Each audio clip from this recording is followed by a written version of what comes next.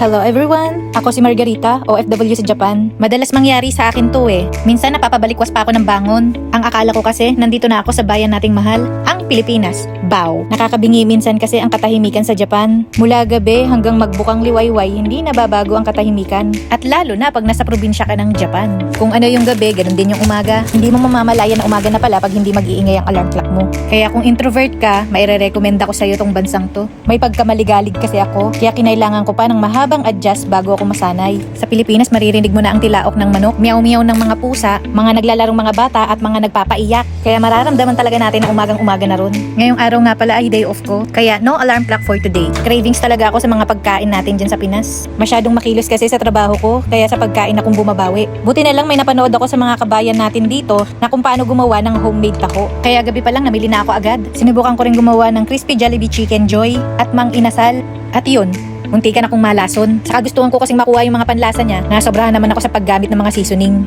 Well, anyways, ang sarap ng tahong nagawa ko. Salamat po sa panonood. Hanggang dito na lang.